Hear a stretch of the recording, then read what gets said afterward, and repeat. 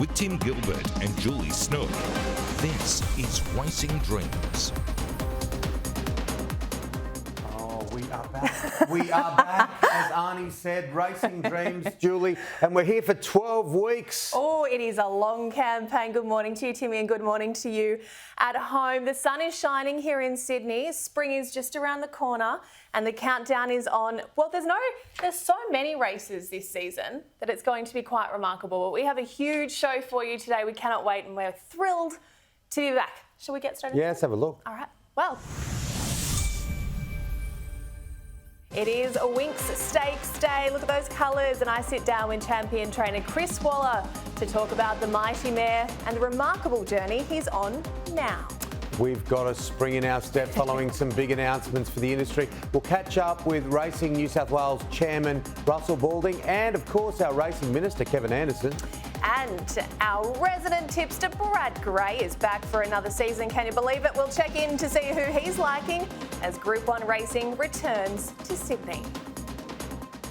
Lots a lot to squeeze in. Let's start with the New South Wales racing industry, and it will be competing for record prize money of $358 million this season. It's eye-watering, which includes significant boosts for country, provincial, metropolitan racing, and most importantly, equine welfare as well. Yeah, absolutely. Racing New South Wales announced a $30 million increase in prize money and record investment in infrastructure across the state as well. So for more on this, we are joined by Kevin Anderson, New South Wales Racing Minister. Good morning to you.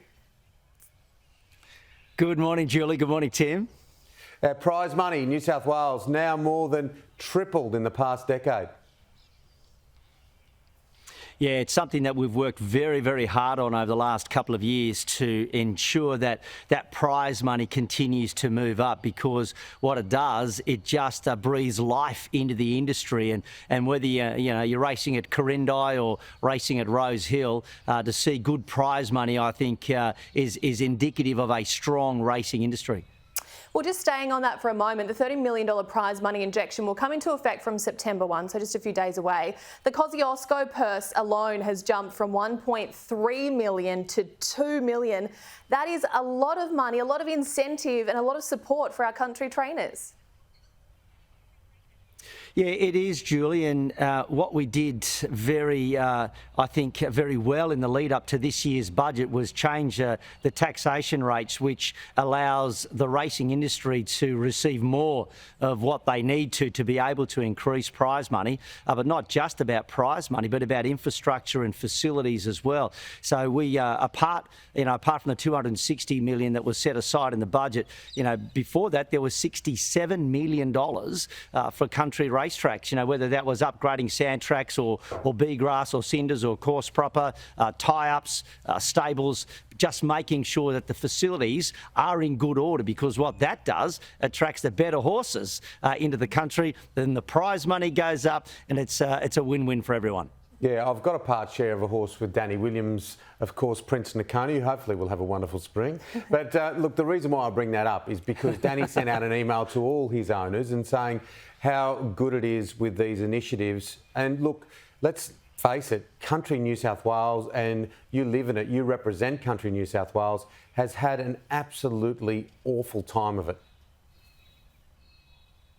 Yeah, it has, Timmy, and what we're seeing now though is a resurgence. I'm at Tamworth Track and we raced here on Friday in the wet, but racing right across regional New South Wales on the back of COVID, and then then the floods up in the north, like Ballinar's still struggling, and a lot of those courses were underwater. So what we've got to do is continue to support them, continue to make sure that we upgrade irrigation, upgrade those tracks so that they can handle that heavy weather, and even the metro races. We saw Randwick suffer at the hands of the weather as well, with races being called off. So pumping money back into the industry, pumping money back into infrastructure, particularly tracks, and making sure irrigation is right and everything else that goes with it. So, but it's not just about the infrastructure, it's also about, the people that are part of this great industry. 30,000 people are employed in racing across the state, whether it's the stable hands or the strappers or the track work riders, everybody plays a part in the engine room. the back end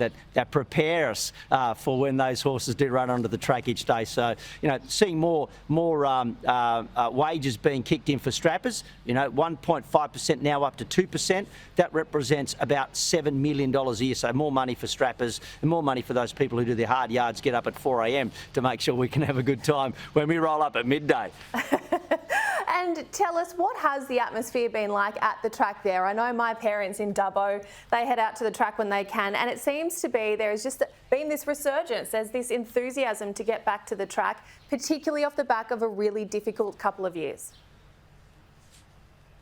Yeah, you're right, Julie. I think there's a real feeling that people want to get out and about. They want to come to the track. They want to dress up. And the economic boom, the regional growth that racing provides, that economic boom for regional centres. The dress shops do well, the hairdressers do well, the suit guys do well. And then you've got the entertainment on course. I know Michael Buckley here at Tamworth Jockey Club is already thinking about what does November look like. That big day, not only the big dance in Sydney, but also Melbourne Cup Day at regional race courses and metropolitan and country race courses like we are here at Tamworth. So it's a big deal, and to be able to think outside the square, it's not good enough just to be able to set your race calendar and go, yeah, they'll come. No, think outside the square. What do we do to provide that entertainment to get people on course and let them have a fantastic time? And I know, this start of a big spring all the way through to November, people are excited about racing. We took the kids, Josie and I, up to Tamworth for the Country Music Festival. We had a cracking time. I tell you what, you can eat well in Tamworth. So good. It was outstanding. But look, another key pillar of this industry, and we mention it often, is equine welfare. And that is where a lot of the money's been spent as well. It's so important that we make sure that this area is just, at world standard.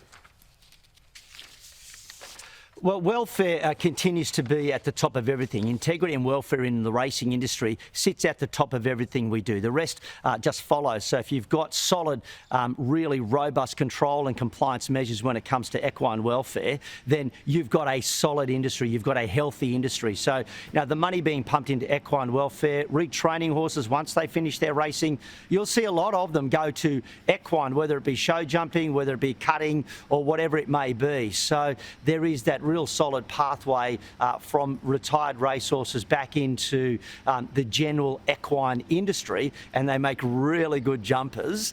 So it's great to see that is something that they're really focused on as well. Yeah, well, it's good that you mentioned cutting. We've got a great story coming up on the show today on that as well. Before we let you go, we know you're a racing enthusiast, whether it's the metro races, whether it's the country meets. We are in for a mammoth spring here in New South Wales. It's very exciting. What are you most looking forward to? Can you pinpoint a race day? Oh, certainly, Jules, the Kosciuszko and Everest, it's an opportunity, for country race trainers, owners, connections to get right in amongst it at Randwick in that special time of the Kosciuszko and the Everest. And even here at Tamworth, Cody Morgan has got Anathol and a couple of others that he's looking in the Cosy as well. So it's a big day. There is no doubt about that. So something we're really looking forward to. And of course, it's a race where everybody can get involved in. You buy a $5 sweepstakes ticket and go and find your favourite horse, and then you become part of the connections of that horse on the day. So definitely the Kosciuszko and Everest at Randwick is my pick.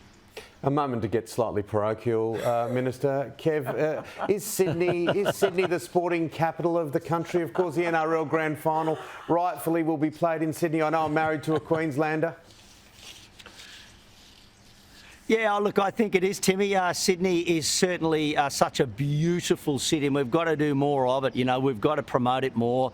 We're seeing some of the best racing. Well, as you know, the Everest is the richest sprint race in the world at $15+ million. So, when you think about Sydney, and we all know that one day in November, obviously there's a race in Melbourne, but now we've got the big dance. And when you think about trainers and connections going, well, do we float south, or do we have a program now where we can keep them in Sydney? I think we've got to continue to look at that strategising about what do we do to continue to drive Sydney. It is a powerhouse of regional economy and not only state but national economy. So, yeah, Sydney is definitely number one. Good on you. And taking nothing away, I love the Melbourne Carnival as well. Don't worry, I love the Melbourne Carnival as well. I'm a lover of all good things. Kevin Anderson, look, great to see the sun shining in Tamworth. Always good to chat. Thank you so much for your support of our program. This is our 12th series and we're here for 12 weeks. It's been such a wonderful few years. Yeah, look, it has. Racing Dreams is always something I look forward to on a Saturday morning as well. I'm not just saying that. But thanks, Jules. Thanks, Timmy. And have a great day. That's straight to the promo reel. Straight to the promo reel. See you next time, Kevin. All right, well, this year marks the 6th running of the Tab Everest, the world's richest race on turf. Yep, 12 slot holders vying for the 12 best sprinters in the land to win their share of $15 million.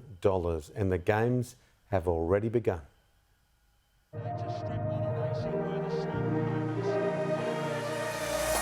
This is the biggest win of his career.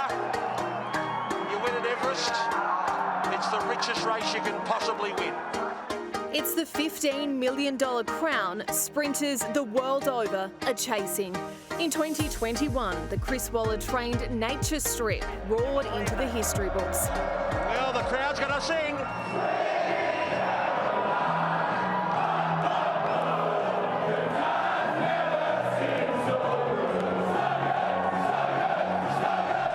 It was so good that Waller is back again this year.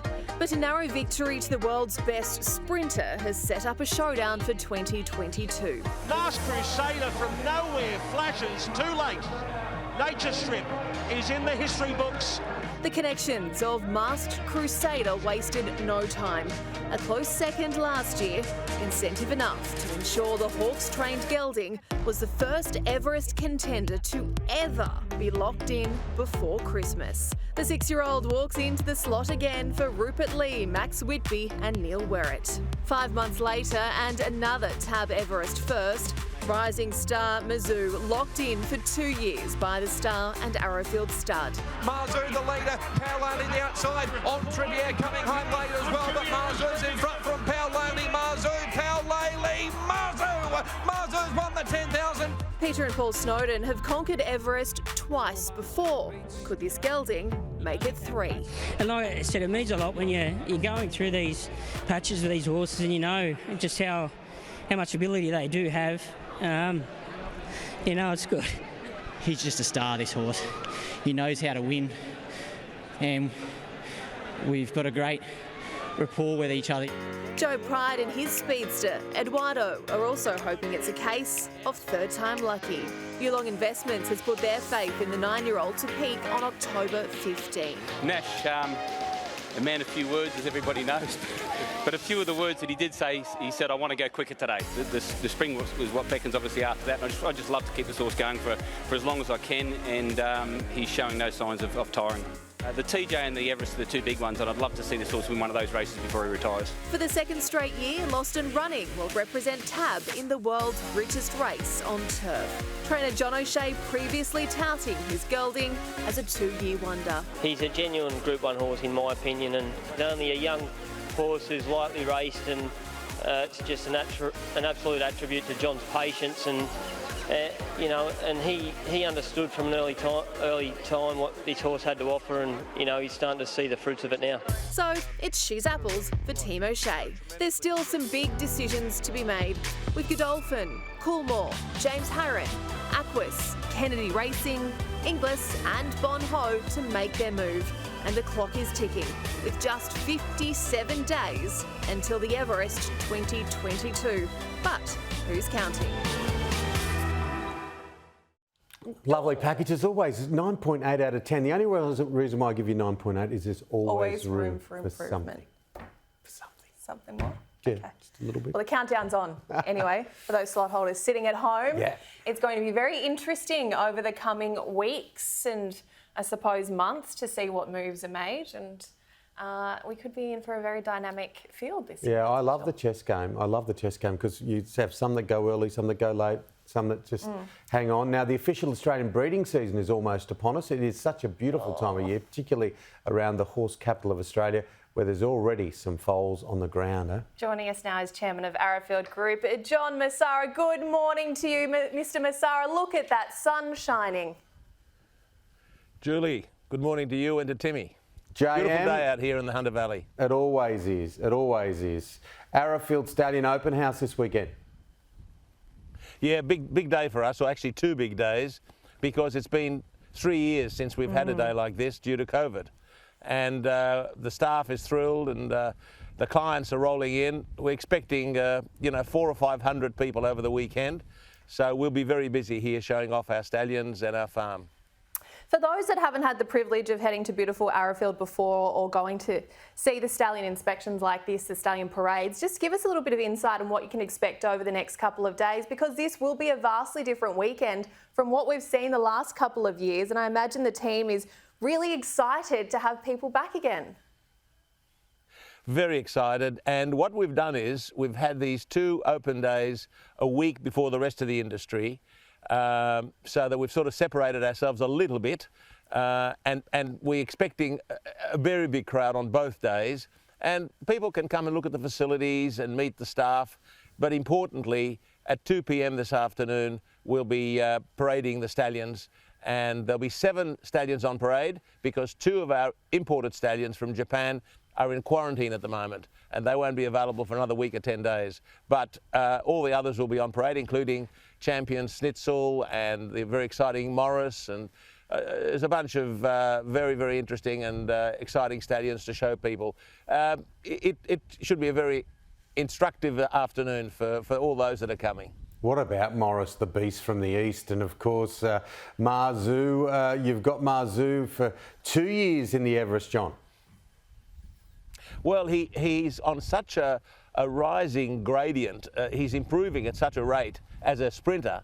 We took the view that we should lock him up for 2 years if the connections were pleased to do so, because he may not quite get there this year, although he might, but he's improving at such a rate that by next year he'll be the full developed product, and I'd be super confident about an outstanding performance in 2023, but I'm hopeful also about 2022. I understand he's training well. He'll be trialling next week and then running in the shorts on the 17th of September prior to the big race. We talk about the chess game, as Timmy referred to before, of the Everest. This is the 6th running of the Everest. It's a fascinating concept, but I feel like it has changed again this season because you've got so much prize money on offer. There are so many options for trainers and contenders. Do you feel like that potentially could change the dynamic of the big race this year? No, not really. I can't see that happening. I think it stands alone at this stage, and it's like a final. It's like a grand final of sprinters, and people want to win that race. Now, putting prize money aside, people want to win that race, so that's a good thing. Oh yeah, absolutely, absolutely. Now, we just had the Minister on the program, Kevin Anderson, and he mentioned the amount of jobs that this industry has, and it's extraordinary. It's such a vibrant industry. But places like yours, Arrowfield and others, it's not easy to get staff at the moment because of what's gone down in the last couple of years. Here's your opportunity, John, to give us a little ad as to why it's so good for young people to get into this industry, particularly horse lovers, and there's so many of them. Well, I mean, there are so many facets to this industry. We're in the breeding side of things, but, you've also got the racing, and then you've got the spelling, and you've got so many facets. And those that love horses, and a lot of girls love horses. We get, there's girl power at Arrowfield. Most of our top jobs here are held by ladies. But those that love horses can come to a place like this, perhaps start at the bottom, but work their way up. We do teach them along the way. We send them to courses. We do all sorts of things to round them up into a very competent horse person at the end of the day. A lot of them stay with us. We've got staff here that have been here for 20, 30, 40 years even. But some of them go on then to take on really important jobs elsewhere. So very proud to see that happen. but a lot of opportunities within the horse industry, and we are short of staff, and so are all our compatriots. They're all saying the same thing, that it's very difficult to find staff. Now, whether that's got to do with the immigration policy or what, I'm not quite certain, but we just can't find enough staff at the moment. I tell you what, when you look at the beautiful images we're showing at the moment of Arrowfield, at every year I would happily put my hand up and come and join the team there, John, because it is a sensational location. It's an incredible team, and the thing is, what people don't realise is how many opportunities there are. There are so many roles within the industry. Absolutely. I mean, if you love horses but you're sort of not an outdoor person as such, then there are administrative roles, marketing roles, sales roles. There's a million and one things you can do. It's an industry like any other, so there are facets all over the place, and you get the chance to operate in a beautiful country property if that's what you enjoy doing. We've also got a city office, and we've got some staff in the city that look after marketing and finance. So there are a lot of facets to what we do, and we're just one player. Yeah, well, I'm bringing my wife up, my horse-loving wife, who you both know well, up to Arrowfield in a few weeks to do some stories. I'll be very surprised if I ever get her to leave, John. She'll want to stay. And when you bring out the charcuterie plate, it'll be almost impossible. I'm offering her a job when she's here. Bad luck, Timmy. You'll have to cook for yourself at home, mate. Bad luck. Oh, take away heaven. It's always great to chat. Look, as you say, you run your operation like it's a family, people long-term people, and what a wonderful operation it is. Have a great weekend. Thanks very much. All the best. We'll see you soon, JM. Thank you. Well, today is the start of Group 1 racing for the season, and it all begins with the Winx Stakes at Royal Run. Oh, absolutely. So what better person to sit down with than the man himself, champion trainer, Chris Waller, who rode the heights of the Winx era and is now embarking on another incredibly successful chapter. Take a look.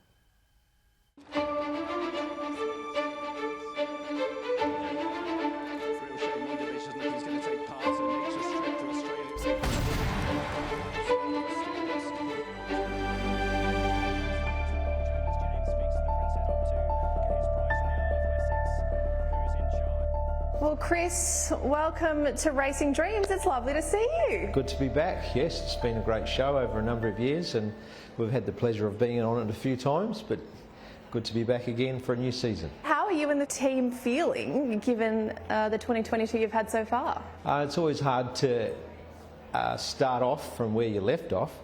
So, yeah, it's back to basics, rebuild, get some of the old boys and girls out and firing, which is what you'll see in the next few weeks.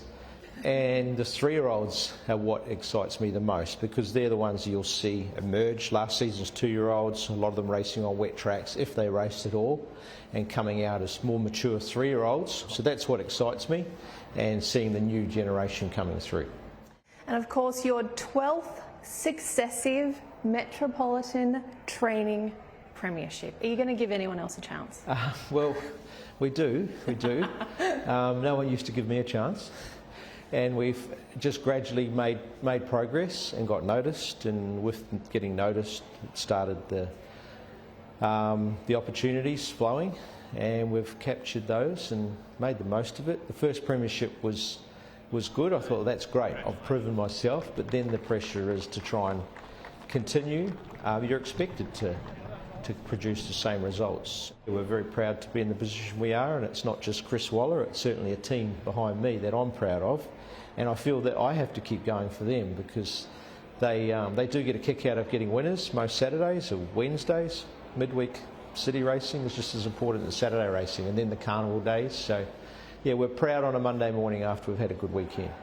So are there any new ambitions, anything around the corner that you're eyeing off, perhaps a few Group 1s or? It's a really hard game to set goals. If you say, right, I want to win the Golden Slipper, and then you build everything towards that and you don't win it, or a barrier draw or track conditions, you can be deflated. So we try not to set goals, but there's so many great races, and these new races, the 5 Diamonds for 5-year-olds, giving them an opportunity. You've got the Golden Eagle, worth the most prize money in Australia outside of the Everest. the big dance for all these country qualifying races. We'll hopefully have a runner in that.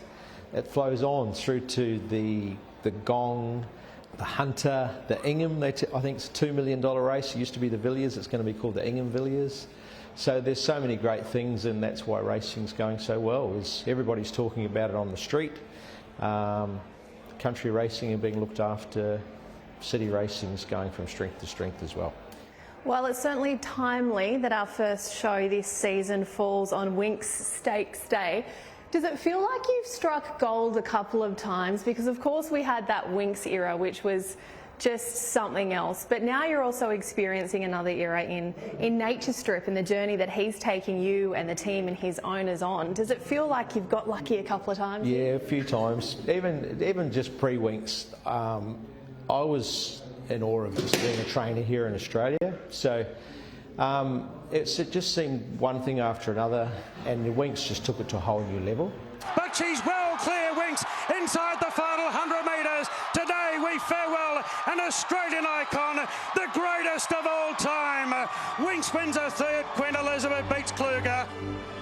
So post-Winx, you say, okay, what's next? And then comes Very Elegant and Nature Strip, and yeah, what he took us on over the last 6 months was pretty remarkable. From an Everest, went down to Melbourne at the end of Cup Week to win the daily sprint, come back and win another TJ, and then to represent Australia and New Zealand at Ascot was very, very special.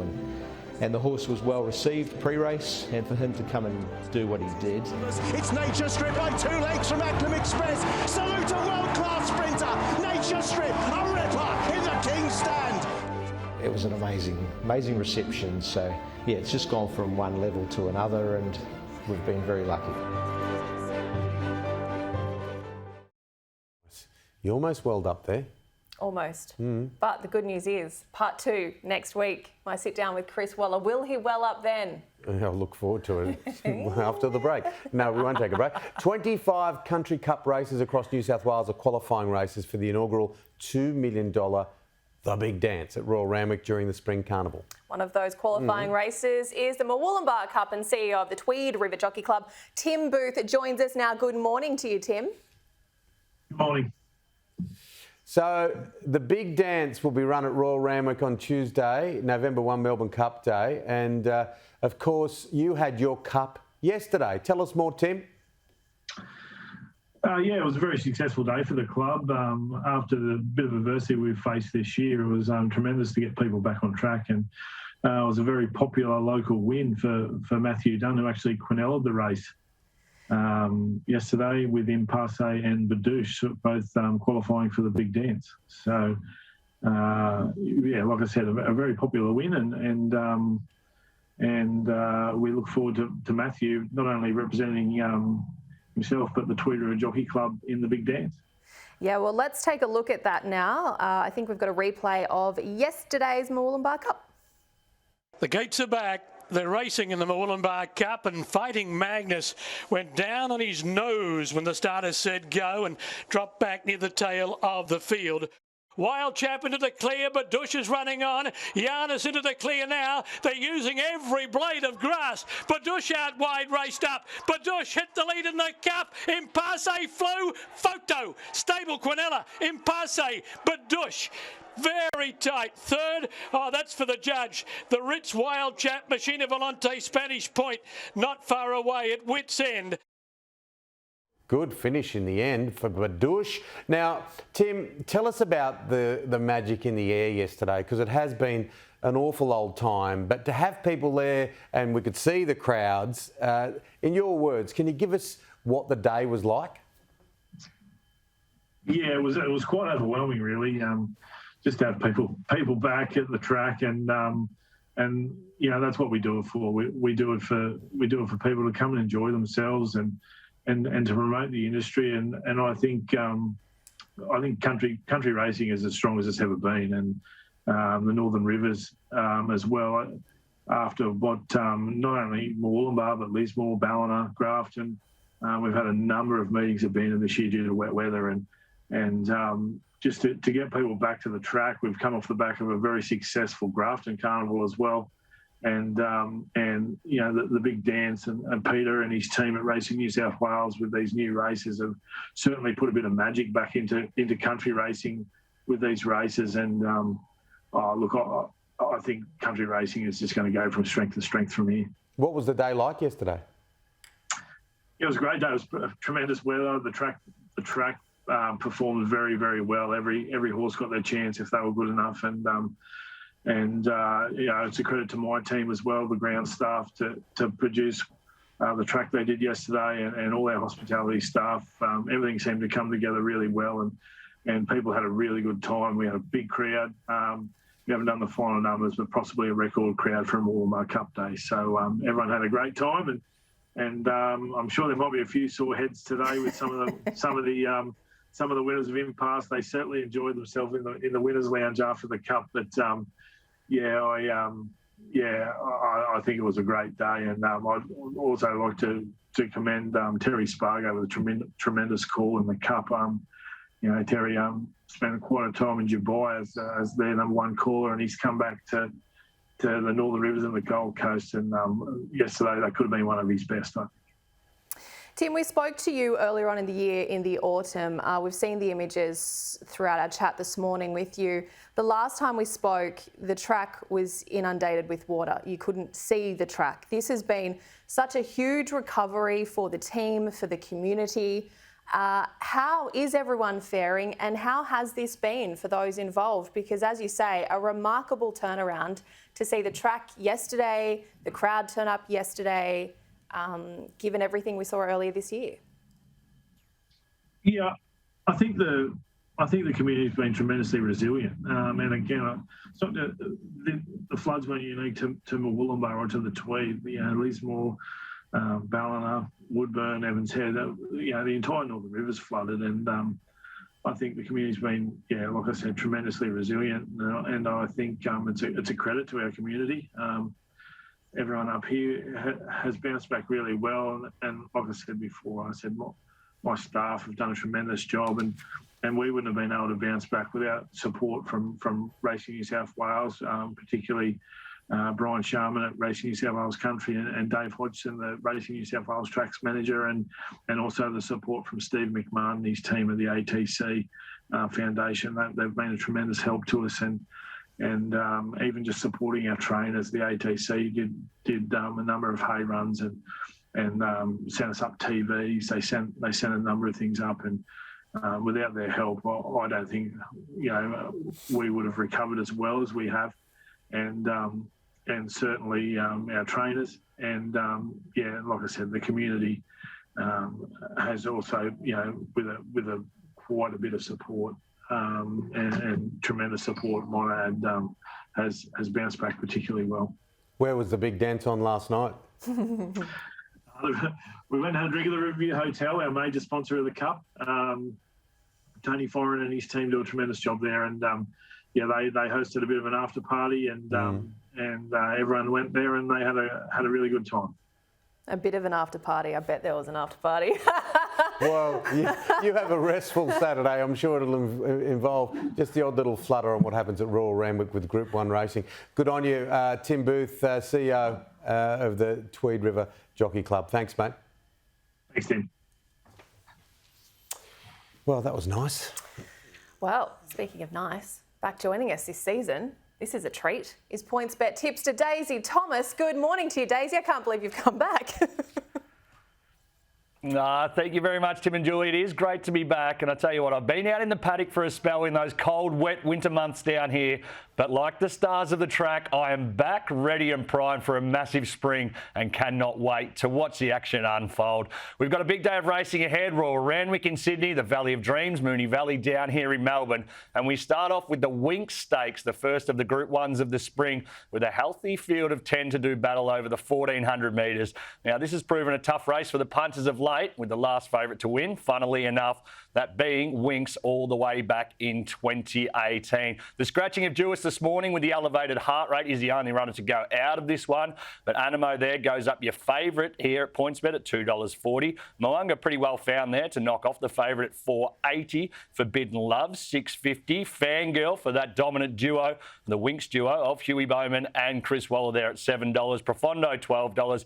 Hinge, $13. Halal, $19. And the rest of them, Ice Bath and a few others, pretty easy in the market. So plenty of class in that field that the PointsBet punters putting a lot of faith in Animo first up to get the chocolates there. We roll across to the next race, which will be the Silver Shadow. 1,200 metres at Group 2 level for the fillies. The 14 runners to do battle. And so far, only the one scratching, that being of Russian Conquest after she drew the car park. Unlike the Winx Stakes, this race has been kinder to the favourites, the favourite punters, with 2 of the last 3 favourites saluting, and the punters pretty happy to back a few in this one. So there are a couple of decent and live chances. If we can have a look now at the market for this one, the Silver Shadow, if we can roll that.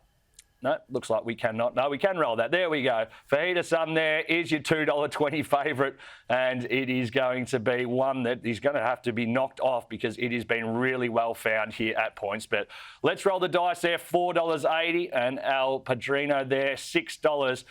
There's a few in the market, as I said. Shufferman there at $7 and Chester Warrior all in the single figure quote. Fast Witness there at $11 and... yes, there are some interesting runners. So it has been an interesting racing, no doubt, up there at Randwick, and a bit to come at Moonee Valley as well. Yeah, absolutely. There's race 8 at Moonee Valley. We will roll. We will roll straight into it. Don't worry about that. We'll just continue to punch along here. Extremely Lucky there is your favourite for $2.10 after a really good win there at Morfettville. Comes from back in the field. So the scratchings, a lot of scratchings in this one, only sees the 6 runners going around. Bella Napatina there, $3.40, fancy to knock off the favourite. Esther La Rocca, $7. Millivar there at $10. Rock and Horse, what a great name there, $12. And Mossman Gorge, $13 there. So there are plenty of live chances given in that one as well. It's going to be an interesting day's racing. There has been some weather around here at Melbourne, which is going to make for some interesting racing. If we give you, though, it wouldn't be a race day without the PointsBet punters being looked after by the good people here at PointsBet. We'll give you the best tote odds and the best tote exotics on all races at Randwick and Moonee Valley today, which is a real treat for the punters. Well, there you have it, a big day of racing. If you want to have a look at those, jump on that PointsBet app, have a look. And as always, Tim and Julie, if you are going to have a big day on the punt, please gamble responsibly. Absolutely, and I'll come down and have a chat with you in a couple of weeks' days. I'm looking forward to it, and I'll scratch the surface about what you think is going to win the Everest. Oh, that's early. That's an early call. Yeah, why not? Forward to that, Timmy. I very much look forward to that. We'll get the odds. Thanks, Daisy. We'll see you soon. There's been some big changes to racing in New South Wales in recent weeks, with a major boost to prize money across all levels of the sport, as we've heard this morning, as well as infrastructure and employment support. Oh, absolutely, Jules. To talk about this and much more, I caught up with Russell Balding, Chairman of Racing New South Wales. Well, springtime in Sydney is the best time to race. You know, to get out about Sydney, racegoers want to come out and want to celebrate. It's a great social opportunity. But with our carnival, you know, as you're aware, over the last couple of years, we've reinvigorated the carnival, we've strengthened it, we've expanded it, you know, with some great innovation races such as the Everest, the Golden Eagle, the Invitation. Those races alongside of the traditional time-honoured races such as the George Main and the Epsom. It's a great time of the year. It's a great time of racing. And what a carnival will be. You know, this year we've got $79 million of prize money on offer over that period. Wow. It's going to be terrific. Absolutely. And look, pretty much went to sleep after the Epsom in years past. Well, we used to say that. Come the long weekend in October, after that, you turn the lights off and go home. And trainers and connections would all go down to Melbourne. We'd say, well, we're still in our spring carnival here. And that was part of the whole strategy to reinvigorate it, expand it and strengthen it, but innovate it. And to their credit, Racing New South Wales management achieved that with the Everest, with the Golden Eagle. And it's brought a younger demographic back to racing. today, one of the good things about it is the increasing patronage of the under-35s. Now, that's younger than you and I, Tim. Yes, it is. But we need significantly. We need that demographic if we're to sustain the industry, if it's to continue into the future. Yeah. And so that's important for us, is to continue to attract the younger demographic. Races like the Everest and the Golden Eagle, they've achieved that. It's been terrific. Oh, and they love it as well. As soon as they touch it and feel it and get out and have the opportunity. They relate to it.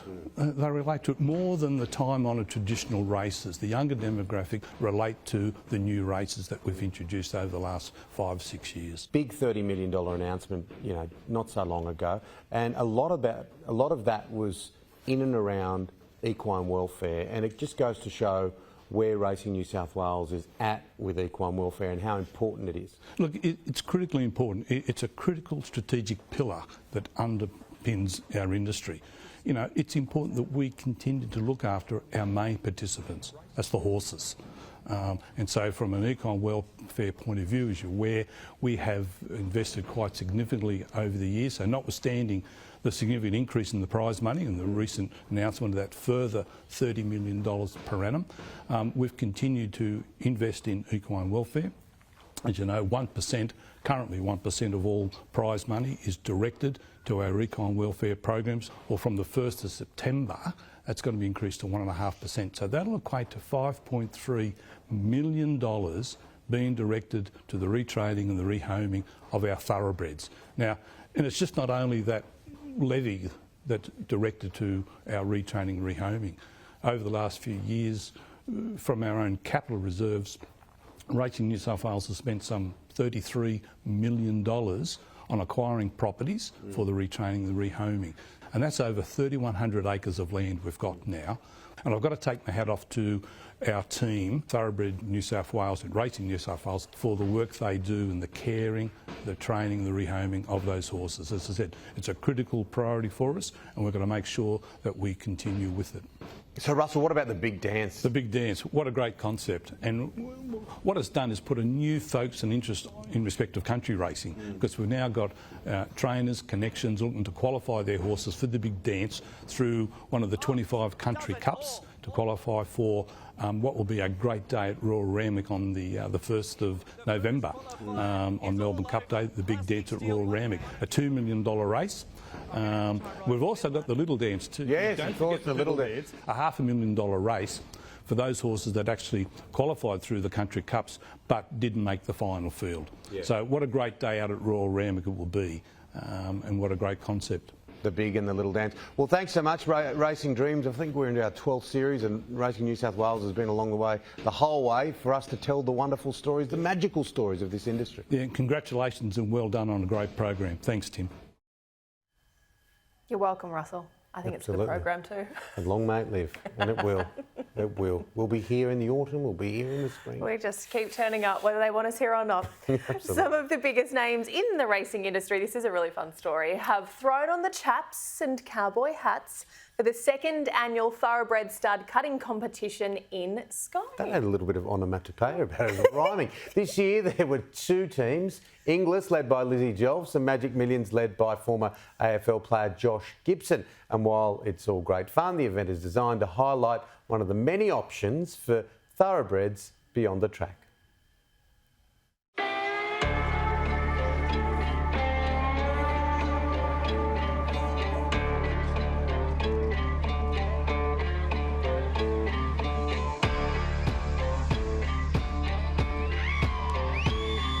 This event's only going to get bigger, and I think that people have to get behind this, get involved. It's so much fun. Like Lizzie Jelfs just said to me, it's something she really wants to get into, and I think it's so much fun. If you haven't been, come next year. Mate, adrenaline. You can see why so many people are addicted to this sport. What they can teach these horses to do is pretty phenomenal.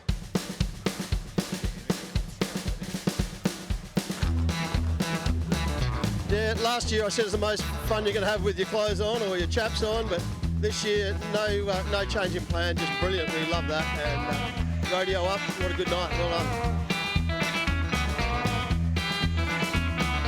A bit like a roller coaster ride, but a great fun.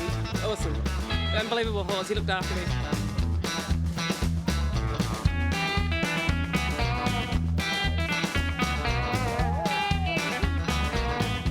result, amazing. Bloody, it's all the horse. You just sit there and hope and pray.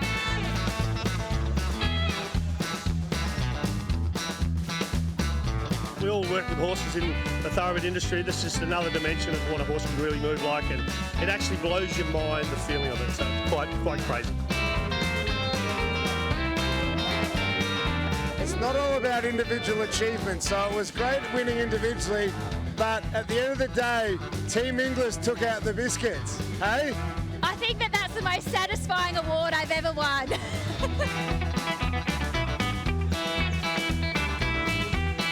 Redemption next year, Magic Millions need to come back and try and get a win. Lizzie was too good with their team. We've got some work to do in the off-season. Love it. How do you reckon you'd go cutting? Bad. But it's just the horse. Well, I just don't think they'd get a horse. Honestly, Clydesdales wouldn't work. Clydesdales don't have the movement. Yeah, I need to do a few more star jumps and get back to the Pilates 5 days a week rather than 2. Well, Josh Gibson was the individual winner with 75 points, while the old dark horse, Mick Malone from Kitchen Hills, came second.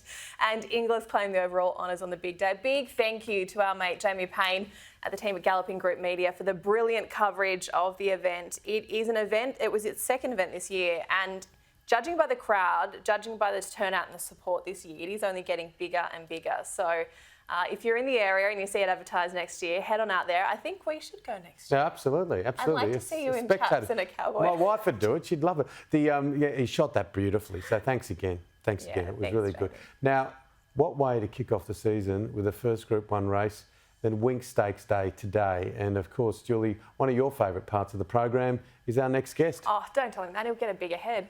Good morning to you, Brad. Welcome back. I can't believe you're joining us again. I know. There you go, guys. Thanks for having me back. I tell you what, I've done the form, I've mowed the lawns, I've never been more ready in all my life, but I kind of feel Have you got any pants on? It was only a couple of weeks ago.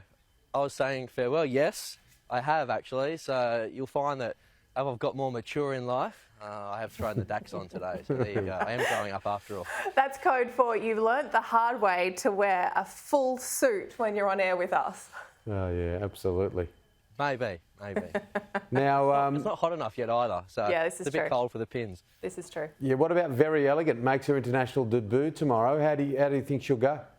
I have no idea, to be honest, Tim. I don't have a look too much into the international form, but she's classy. She's a little bulldog, isn't she? So hopefully she does fly the Australian flag over there, obviously under a new trainership. Chris Waller transferred the horse over there, so I'd love to see her run well. You get that little Aussie spark in you, don't you? We saw it when Nature Strip went over there and belted them up, so fingers crossed she can do something similar. I think earlier in the show, in one of our packages, we said it was about 57 days roughly until this year's running of the Tab Everest. The countdown is on. We've already got 5 contenders locked in. It could be really interesting this year. Of the contenders so far locked in, Lost and Running and Eduardo trialled yesterday. Have you had a chance to look at those trials and what did you make of them? Yeah, they're all really good. So horses early in their campaign, they're just there for a look, just to blow the cobwebs out. So I don't think there's too much to be read into any of them, but we saw all the right signs from those horses. And it's an interesting dynamic this year, the Tab Everest, because you've got those probably 5 or 6 horses that we've already seen locked in. They were the ones that were always going to be in the race. But outside of that, it's really left for open to interpretation in terms of what other horses make up the rest of this field. So over the next couple of weeks, hopefully, we see a couple of horses really put their hand up. And I always love seeing the 3-year-olds in the race. So fingers crossed as we march towards the Golden Rose, that we see a couple of these young horses coming back who may have did a little bit at 2, but can go right on with it at 3, can make their presence felt in the race. I was listening to Les Bridge throughout the week, and we love Classic Legend on this show, and the murmurings there are that leg is holding up okay. So I'd love to see the big grey there at full fitness going head-to-head with Nature Strip in a month or 2 time. Wouldn't that be amazing? Classic Legend roaring down, a fit Classic Legend. And I know it's early days, but it is so hard to see anything beating at Nature Strip when he's at his best.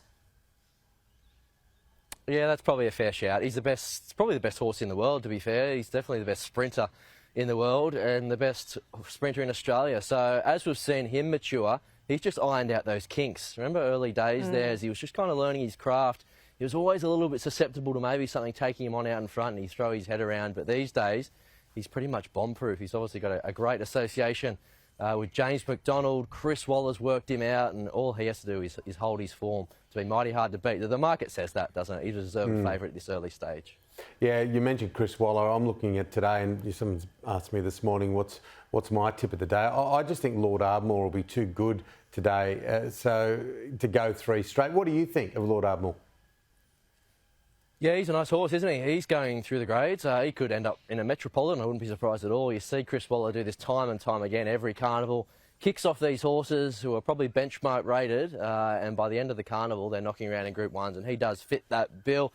I don't mind the chances of Yee in that race, though, Tim. So going back to that prelude a couple of weeks ago, Lord Ardmore won the race, but the eye catcher was Yee. He really screamed home at the end. And I think he's about $8, $9, 53 kilos. I think he might give Lord Ardmore a bit of a race. But if you like Lord Ardmore and plenty of punters well, don't let me talk you out of him because he is fit and flying. All right, well, tell us, what's your best bet of the day? All right, best bet for me comes up in race 4, Casino Kid for Jan Bowen. Now, this horse was a really good winner second up, over 1,600 metres. And in the context of the win, I think it makes it even better because he resumed over 1,100 metres. It was 4 weeks between runs. And you don't typically see horses jump 500 metres in trip. So I forecast further improvement. And he's a horse that really came into his own at the back end of last campaign. And who knows, if he wins just as impressively here, maybe Jan raises the bar again and we see him sneak into some mile handicaps over the next couple of months. Now, a couple of roughies, and I know you guys love a roughie. Race 5 special reward for Chris Lees and Glenn Schofield. I think he can run a race today. He was first up in the missile and he was just doing his best work through the line. So a better draw today. Fitter second up. He's a horse that's clicked with Glenn Schofield really nicely in the past. Yee was the horse I've already touched on. And we haven't even touched on the Winx Stakes yet, guys. So, let's talk about the Winx Stakes because it is Group 1 racing. We're still at the tail end of winter, but the days are getting longer and we can feel the spring in the air, of course. That's why we're here. Who wins the Winx Stakes for you? I think Animo. I think Animo wins. I was very keen on the chances of Do Ace as a good roughie, so I woke up a broken man to see that she was scratched. Apparently she had a little heart palpitation or a heart murmur this morning, which apparently they can pick up these days on tracking. They can pick up all kinds of things. So hopefully she comes through that okay because she's a big player this carnival. We won't get to see her today. That leaves it open to Animo. You look at this race, guys, and there's not a lot of speed. So Forbidden Love looks your likely leader, and Animo is probably just going to camp on Forbidden Love's back. From there, he gets every possible chance. I love the fact that he resumes over the 1,400 metres, and all the noises coming out of Godolphin are the right ones, that he's ready to rock and roll. So I think he might make a little bit of a statement today, and it definitely is his race to lose, I'd suggest. And what about the Silver Shadow Stakes? Who are you liking there? Yeah, so I love these early 3-year-old races, Jules, because you get to see which horses have made that transition from 2 to 3. We saw it last week with the Rosebud, and a horse jumped out of the ground there, Zuccarino, who was coming through the midweekers. So will these 2-year-old fillies that were running around in golden slippers, will they be the ones, or will we see some new blood on the scene? Again, I'm Team Godolphin here. I've been waiting a while to see In Secret again. I think she's a beautiful filly. She's a nice, big, strong tank of a thing, and she'll be really attacking the line today. So again, we get the services of James McDonald, dry track, 1,200 metres, plenty of speed, just smoke the pipe in behind, and hopefully at around that $3.50 price, she'll be doing the right thing for us. But really excited to see her return today because I think she's one of the horses you can follow with a bit of confidence over the carnival. Gee, speaking of confidence, I think you can follow James McDonald with confidence too. He is absolutely flying at the moment. He seems so content, so happy away from the track, and he's performing exceptionally on the track no matter where he goes. Yeah, he recently put a ring on, didn't he? Finally. Katie Mallion there, so congratulations to the pair. And yeah, a bit happening in James' life at the moment, but he's got such a cool head, doesn't he? I think the thing that makes J-Mac so good is all these jockeys on their day in Sydney can ride to a certain level, but the difference between James McDonald's best and his worst is so small. He just rides with so much consistency. He always seems to be a step ahead of everyone else, so he's always preempting what might happen next as opposed to being a little bit reactive. So he's the best we've got at the moment, and to think he's still so young. So who knows what the next 5-10 years holds for J-Mac. God, when you say it like that. And the other James is expected to have, James Cummings could have a very good day today on what is appearing to be a pretty good track, really.